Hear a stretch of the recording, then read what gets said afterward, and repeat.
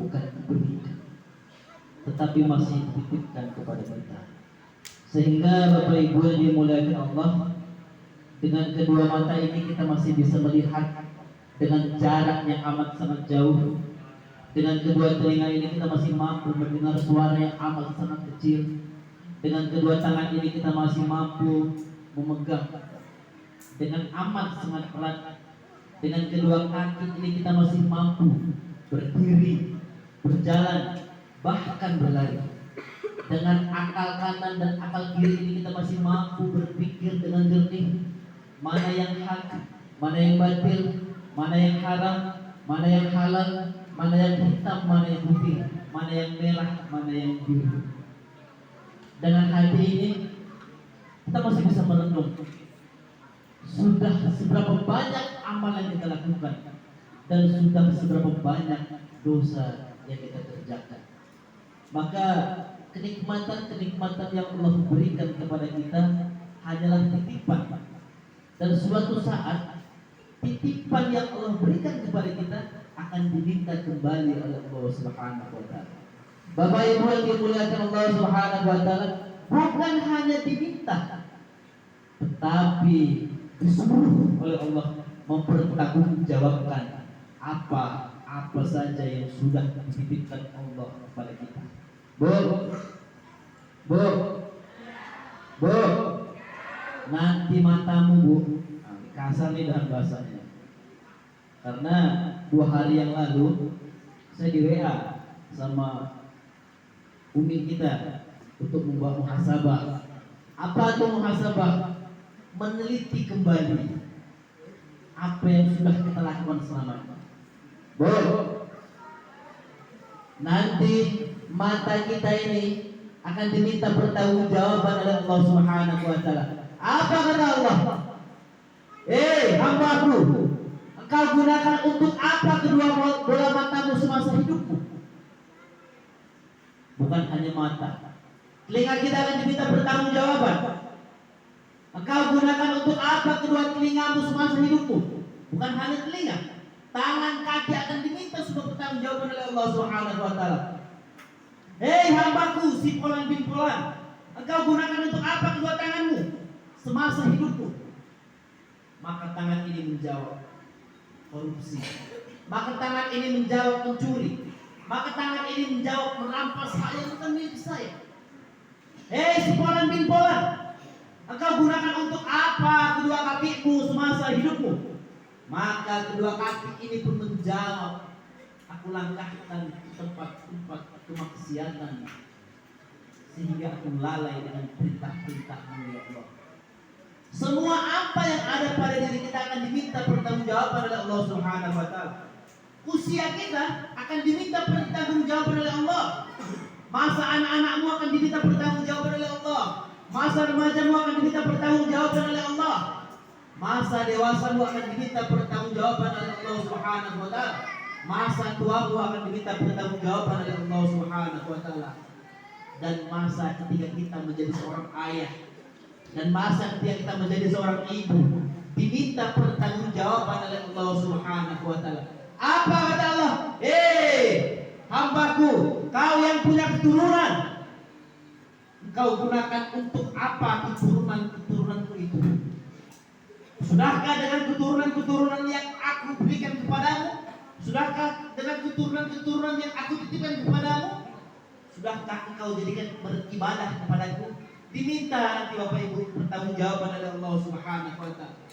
Bukan hanya jabatan kita sebagai seorang ayah, bukan hanya jabatan kita sebagai seorang ibu, tetapi nanti ilmu yang ada di kepala kita diminta pertanggungjawaban oleh Allah Subhanahu wa taala. Bapak Dayat, kata Allah Subhanahu wa taala, engkau gunakan untuk apa itu pengetahuanmu semasa hidupmu?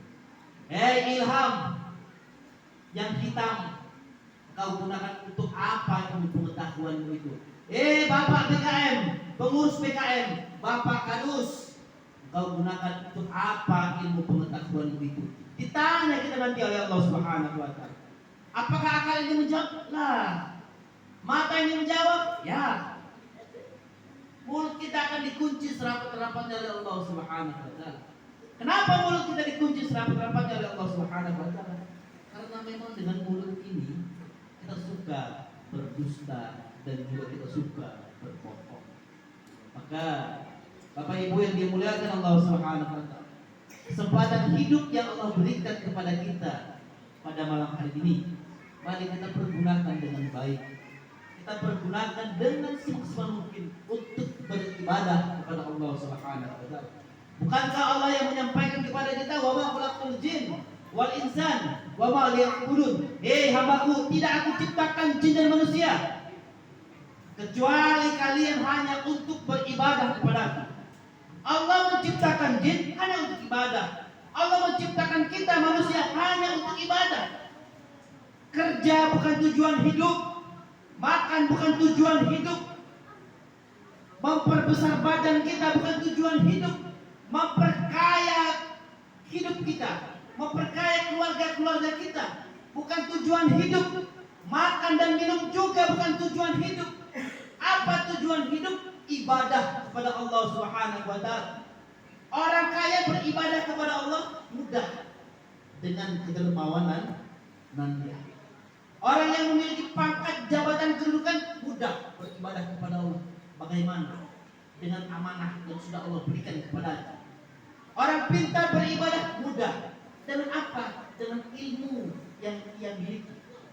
Sedangkan kita hari ini Bapak Ibu yang dimuliakan Allah, kita bukan orang kaya, kita bukan orang yang berilmu, kita bukan orang yang memiliki pangkat, jabatan, kedudukan.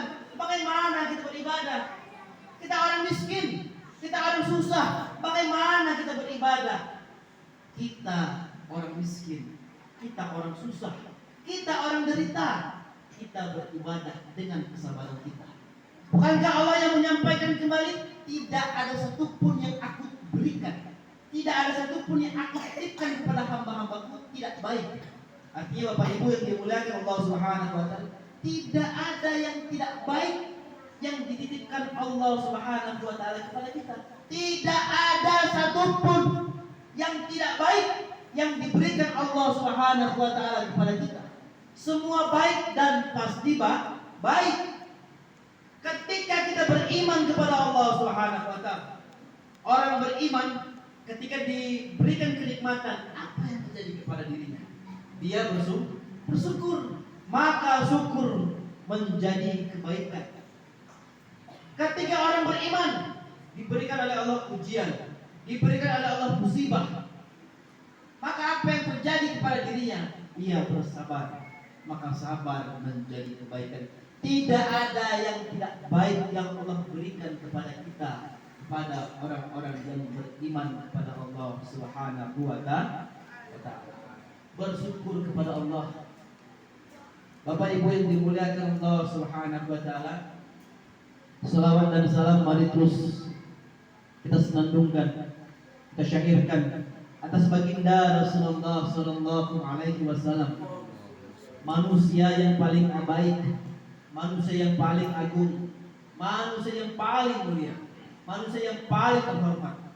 Tidak ada satupun manusia di muka bumi yang bisa kita hormati kecuali baginda Rasulullah sallallahu alaihi wasallam. Siapa yang mau kita hormati? Bapak kepala desa. Apa yang mau kita hormati dari Bapak kepala desa? Siapa yang mau kita hormati? Menteri. Apa yang mau kita hormati dari Bapak Menteri? Siapa yang mau kita hormati? Presiden, gubernur, bupati. Apa yang mau kita hormati dari mereka?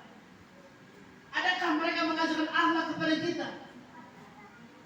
Tapi bayangkan ketika Nabi Muhammad sallallahu alaihi wasallam, karena memang jamaah yang dimuliakan Allah Subhanahu wa taala, manusia yang harus kita hormati, manusia yang harus kita muliakan, kita agungkan dan harus kita besarkan namanya hanyalah baginda Nabi Muhammad sallallahu alaihi wasallam. Suatu saat nanti alam ini akan hancur sehancur-hancurnya. Air laut akan tumpah ke darat, halilintar akan menyambar-nyambar, angin akan bertiup sekencang-kencangnya, menghancurkan apapun yang menghadangnya. Semua yang bernyawa mati, saya mati, Pak BKM mati, semuanya mati. Bapak Ibu mati, anak-anak mati, semua mati, nggak ada yang nggak mati. Kaya mati, miskin mati, besar mati, kecil mati, semua mati. Yang ganteng mati, yang jelek mati, yang cantik mati, semua mati. Nggak ada yang nggak mati. Kullu nafsin dha'iqatul maut. yang bernyawa pasti akan mati. Ketika kita mati, bangkitkan kita dari alam kubur kita dalam keadaan bertelanjang bulat, sibuk. Saya sibuk, Pak PKM sibuk, Bapak Ibu sibuk, semua sibuk. Apa yang kita sibukkan pada saat itu? Yang kita sibukkan pada saat itu adalah mencari tempat perlindungan. Yang kita sibukkan adalah mencari tempat pertolongan. Apa yang kita sibukkan? Mencari tempat syafaat. Siapa yang bisa memberikan kita syafaat? Siapa yang memberikan kita pertolongan? Kalau bukan baginda Rasulullah Sallallahu Alaihi Wasallam. Maka jamaahku yang dimuliakan Allah Subhanahu Wa Taala, orang-orang tuaku yang dimuliakan oleh Allah Subhanahu Wa Taala, jangan pernah kita tinggalkan berselawat atas baginda Rasulullah Sallallahu Alaihi Wasallam, mengikuti perilaku Rasulullah Sallallahu Alaihi Wasallam, dan cinta serta sayang dengan orang-orang yang mencintai baginda Rasulullah Sallallahu Alaihi Wasallam. Bu, masih bungkus sih bu, kayaknya nggak fokus gitu. Saya wajib bu ibu cintai, bukan karena masih muda. Saya wajib ibu sayangi, bukan karena ustaz, enggak. Kenapa saya wajib ibu cintai? Kenapa saya wajib ibu sayangi? Asbab saya cinta dan sayang dengan baginda Rasulullah Sallallahu Alaihi Wasallam. Begitu juga dengan bapak-bapak di sini, bapak-bapak yang ada di sini wajib ibu-ibu cintai dan wajib ibu-ibu sayangi. Asbab apa? Asbab bapak-bapak dan anak-anak yang ada di sini cinta dan sayang dengan baginda Rasulullah Sallallahu Alaihi Wasallam. Jangan hanya cinta di dalam musola ini, lalu di rumah apa yang terjadi? Diam-diaman, tidur pantat-pantatan, di rumah tidak cakap-cakapan. Ibarat siapa lu siapa gua. Itu terjadi di antara kita. Bagaimana kita akan mendapatkan syafaatnya? Bagaimana kita akan mendapatkan pertolongan dari Rasulullah Sallallahu Alaihi Wasallam? Sedangkan kita dengan cinta dengan istri kita nggak bisa mencintai dengan sepenuh hati kita. Kita dengan istri kita tidak bisa menyayangi dengan sepenuh hati kita. Bukankah istri kita sayang dengan Rasulullah? Bukankah istri kita cinta dengan Rasulullah? Begitu juga sebaliknya. Bukankah suami kita sayang dan cinta dengan Rasulullah? Maka suami dan istri wajib saling cinta dan menyayangi.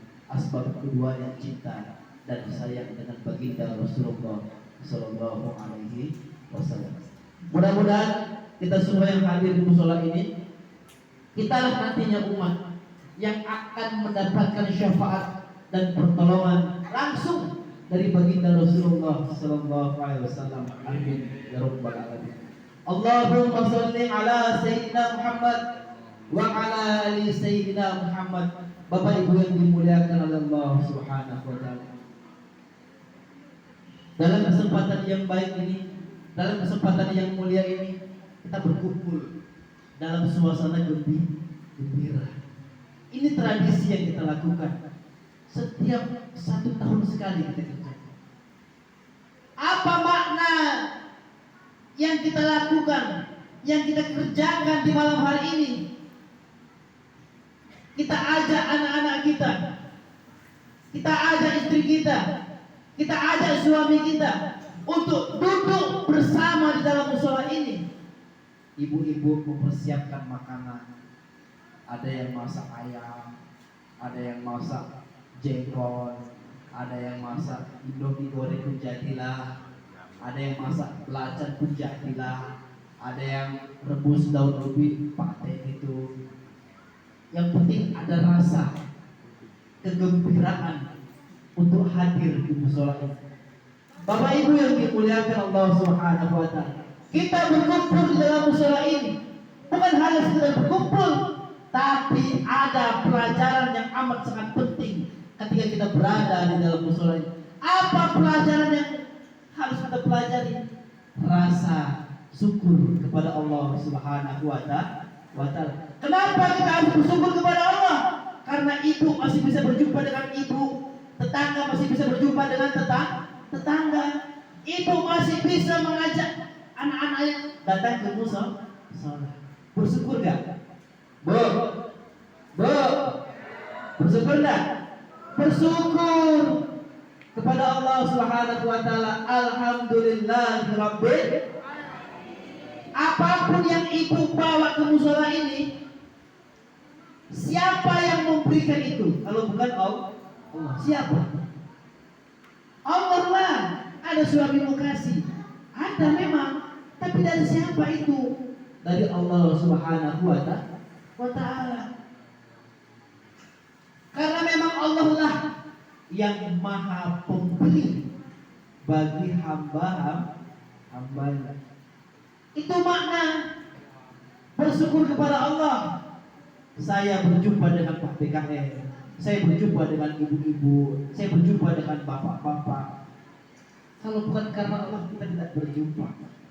Boleh jadi dan bisa jadi, walaupun 2 hari lalu saya diinformasikan oleh Umi kita, saya untuk hadir di sini. Jika Allah tidak berkenan, jika Allah tidak ridho, kita nggak bakalan berjumpa.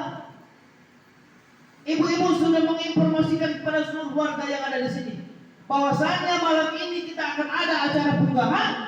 Maka dari itu, yuk bawa apa yang bisa kita bawa dari rumah. Jika Allah nggak ridho, datang nggak kita kemari? Nggak bakalan datang. Bu, bayangkan, coba kita hitung bu, berapa banyak masyarakat yang ada di dusun ini? Banyak bu, banyak pak, banyak. Tapi kita lihat yang hadir di musola ini, betul. Kenapa mereka belum datang kemari? Kenapa mereka belum ikut kemari? Bukankah datang dari rumah melangkahkan ke rumah Allah, mendengarkan pengajian, lalu ada makan bersama? Bukankah itu kebaikan yang Allah berikan kepada kita? Tetapi kenapa tidak datang kemari? Maka Bapak Ibu yang dimuliakan Allah Subhanahu wa taala, apapun yang terjadi di malam hari ini, janganlah belajar berkecil hati. Jadi cobalah belajar untuk berbesar hati. Karena siapa kita berbesar hati? Karena Allah Subhanahu wa taala. Itu yang pertama, bersyukur kepada Allah. Apa makna yang kedua? Makna yang kedua adalah terjalin tali silaturahmi. Terjalin semakin erat rasa persaudaraan antara si A dengan si B, antara ibu yang A dengan ibu yang ini, ibu yang itu dengan ibu yang ono, ibu yang ono dengan ibu yang ini. Karena apa semakin erat? Karena ada hubungan yang terbentuk di acara kita pada malam hari ini. Apakah mungkin di dalam musola ini, di antara kita yang masih tidak bercakap-cakapan antara tetangga? Tidak mungkin. Apakah ada di antara kita hari ini, antara tetangga dengan tetangga diam-diaman? Tidak mungkin. Jika seandainya ada di antara kita yang tidak cakap-cakapan, jika seandainya ada di antara kita yang diam-diaman dengan tetangganya, pasti ada salah satunya tidak datang di musola ini, betul? Betul Bapak Ibu yang dimuliakan Allah Subhanahu wa taala. Maka dari itu yang dimuliakan Allah Subhanahu wa taala, orang-orang tua yang dicintai Allah Subhanahu wa taala, terus kita lakukan kegiatan acara yang sangat istimewa ini. Supaya apa? Supaya semakin erat rasa saling tolong menolong, rasa saling nasihati, rasa persaudaraan. Karena tidak mungkin orang jauh yang akan menolong kita ketika kita susah. Tetapi yang akan menolong kita ketika susah adalah tetangga di sebelah kanan dan di sebelah kiri kita, di depan dan juga belakang kita. Maka dari itu Bapak Ibu yang dimuliakan Allah Subhanahu wa taala, bangun tali persaudaraan, bangun tali silaturahmi. Jangan sakiti tetangga depan kita, jangan hadir tetangga belakang kita, jangan sakiti jiran kanan dan juga jiran kiri. Rangkul mereka, karena ketika kita jatuh sakit, ketika kita jatuh susah, bukan saudara kita yang jauh yang menolong kita, bukan orang jauh, bukan kecamatan tinggi raja yang datang menolong kita, tetapi tetangga kita. Maka ini makna kita duduk di sini. Itu harus kita bangun. Supaya apa? Supaya semakin erat rasa persaudaraan kita. Bapak Ibu yang dimuliakan Allah Subhanahu wa taala. Selanjutnya orang tua yang dimuliakan Allah Subhanahu wa taala. Itu hanya sedikit punggahan. Intinya punggahan itu adalah kebaikan.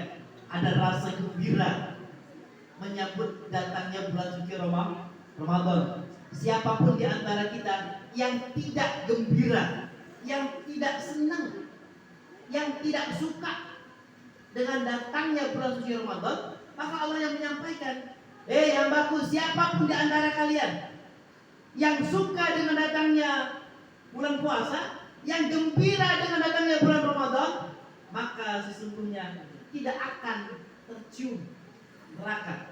Kita tidak akan mencium neraka, dan neraka tidak akan mencium kita. Sebaliknya, siapa di antara kita sebel? Saya sebel dengan adanya puasa. Saya nggak suka dengan adanya Ramadan. Ribet. Dari maghrib sampai jam 11 di masjid ribut. Tarawih, subhanallah malikil maqbud, subhanallah malikil mauzud, ribut.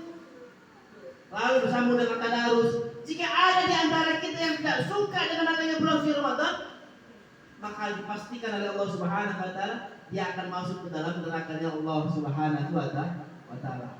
Maka mari bergembira. Bapak Ibu yang dimuliakan Allah Subhanahu wa taala. Tarhib Ramadan. Apa tarhib itu? Tarhib itu adalah gembira dengan datangnya sesuatu, menyambut seseorang, senang, lapang hati, tertawa, bahagia, itulah dia yang namanya tarhib. Saya senang dengan datangnya seseorang ke rumah saya. Saya gembira dengan datangnya bapak itu, ibu itu datang ke rumah saya. Saya gembira. Maka kita bukan hanya sekedar bergembira. Apa maksud bergembira itu? Maksud dari bergembira menyambut bulan suci Ramadan bukan tertawa. Bukan tertawa. Bukan sibuk cari baju baru. Bukan sibuk buat makanan untuk lebaran. Bukan sibuk mengganti orden. Bukan sibuk mengganti warna rumah. Bukan sibuk membeli perhiasan-perhiasan untuk diri kita. Beli cincin, beli gelang, beli kalung, beli anting, beli rantai, semua dibeliin. Bukan itu gembiranya. Tetapi apa yang dimaksud gembira dengan adanya Ramadan? Semakin meningkatkan kualitas ibadah kita di bulan Ramadan. Setelah Ramadan habis, jangan dikurangi rasa keimanan itu. Terus bertambah, terus hidup, dan terus berkembang. Itu baru bergembira. Tetapi kalau kita bergembira hanya sekedar bergembira, maka dipastikan keimanan kita belum sebenar-benarnya beriman kepada Allah Subhanahu wa taala.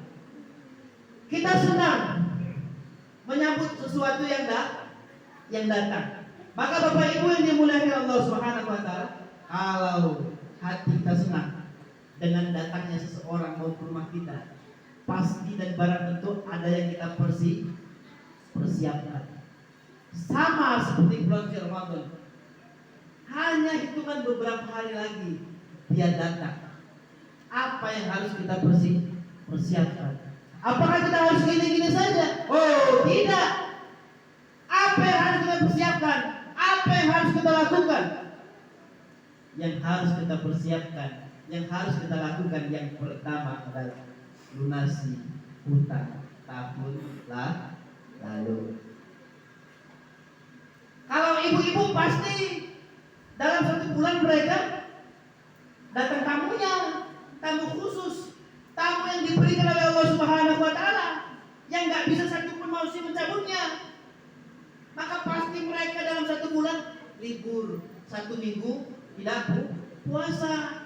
Maka sebelum datang bulan puasa tahun ini, ganti hutang segera dilunasi. Aduh Ustaz, cemana lah mau lunasi Ustaz? Anak awak masih koci-koci. Ini lagi nanti mah perut bunda gunting lagi. Itu kata si bini. Datang kata si bapak, aduh Ustaz, cemana mau lunasi utang? Kerja awak ngegrek, kerja awak dodos, nggak tahan. Dapat 2 tanda haus. Maka Bapak Ibu yang dimuliakan Allah Subhanahu wa taala, apapun kondisi kita, selagi kita masih dimungkinkan untuk berpuasa, gantilah puasa tahun lalu. Kenapa harus kita ganti puasa yang tahun lalu?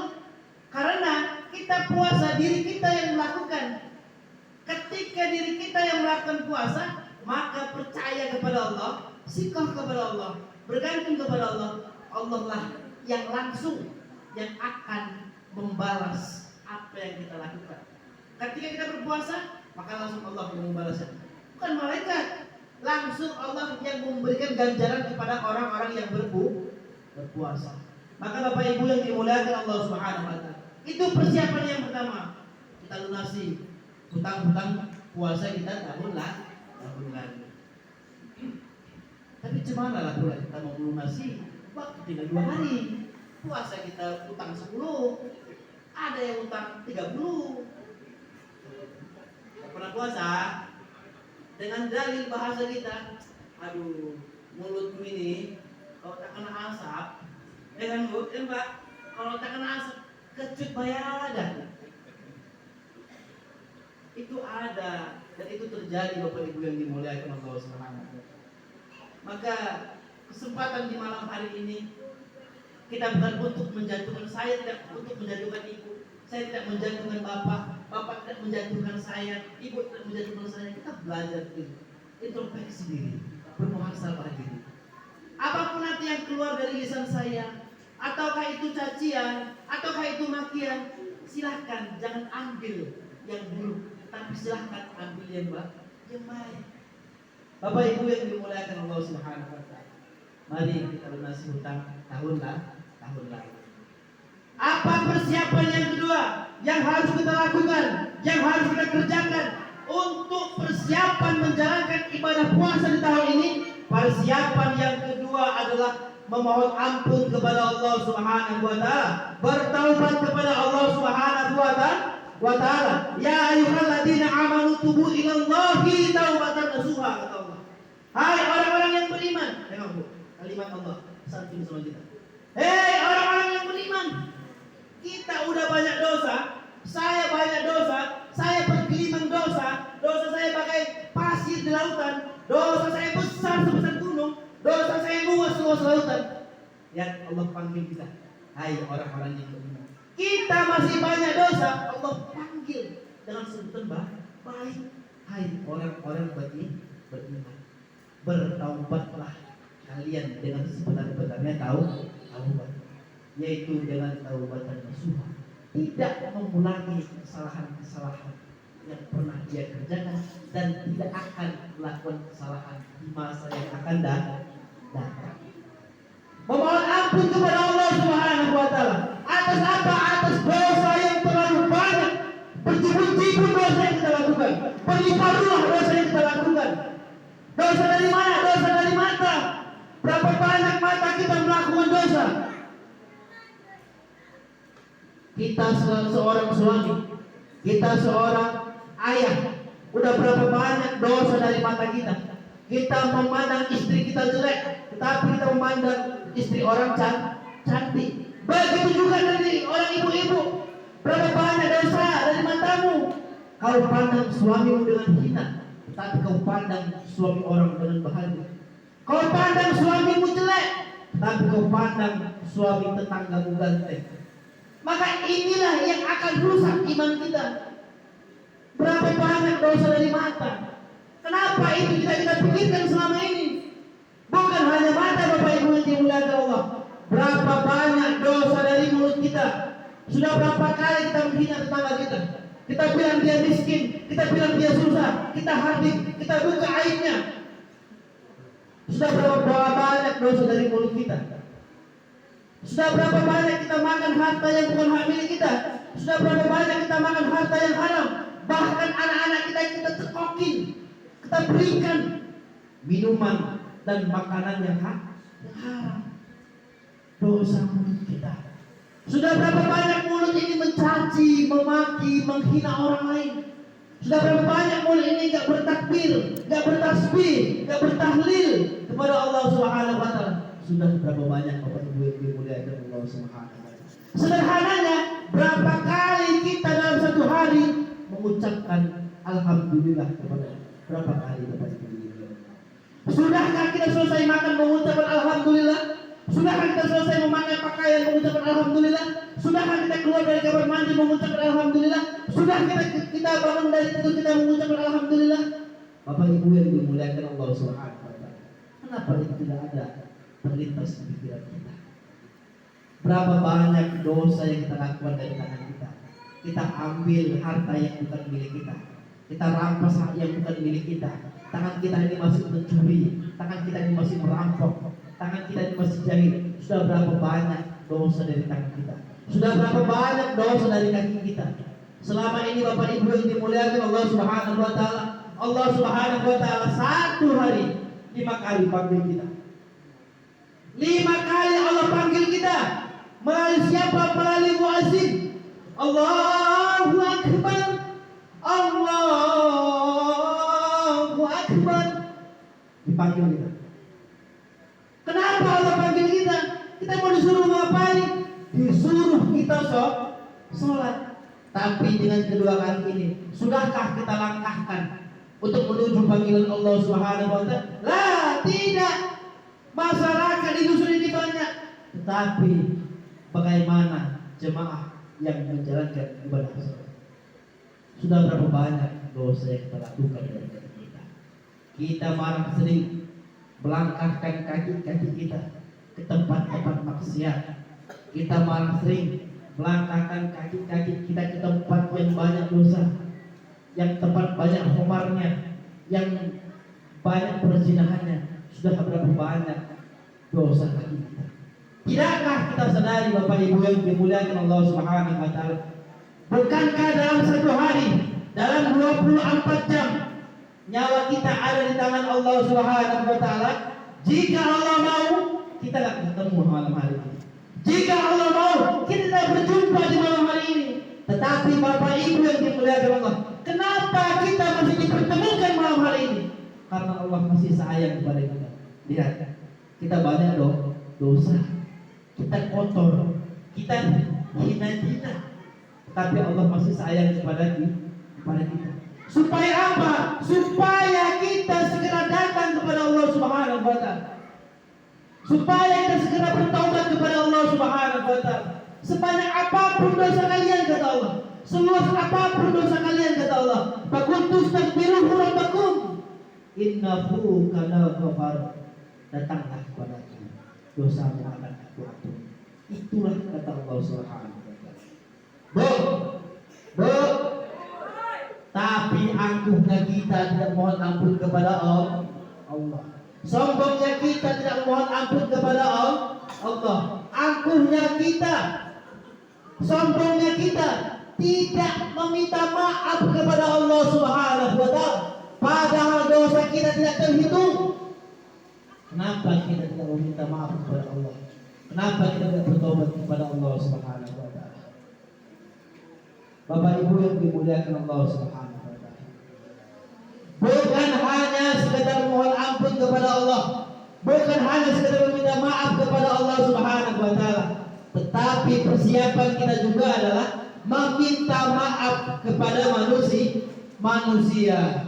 Yuk belajar kita membersihkan hati. Kalau kita dihina tetangga kita, jangan marah.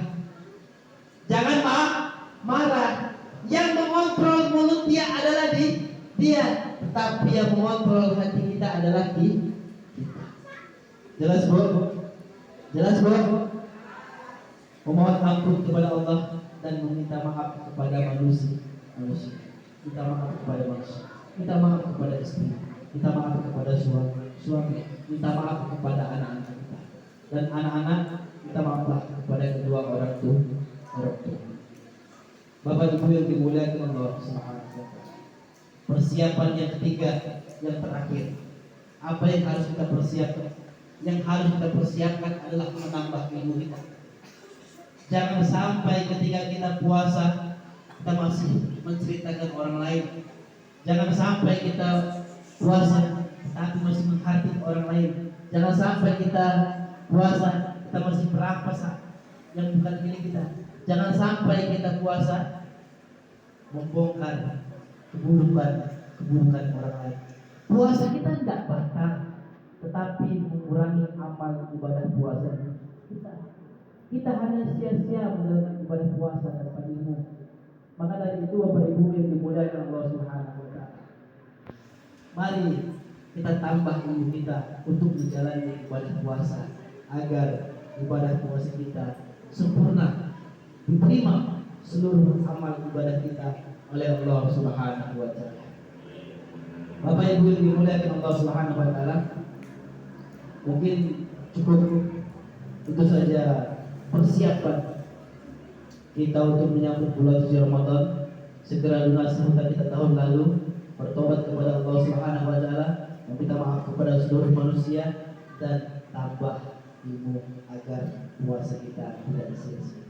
Bapak Ibu yang dimuliakan Allah Subhanahu wa taala, mohon maaf atas segala kekurangan, kehilafan, kesalahan, keburukan. Itulah diri saya, tetapi kebaikan itulah maha agungnya Allah Subhanahu wa taala. Maka dari itu yang dimuliakan Allah Subhanahu wa taala, kita akhiri dengan tasbih, bertahmid, bertahlil, dan bertakbir kepada Allah Subhanahu wa taala. Lalu kita beristighfar kepada Allah, dan selanjutnya kita berdoa kepada Allah Subhanahu wa taala. Subhan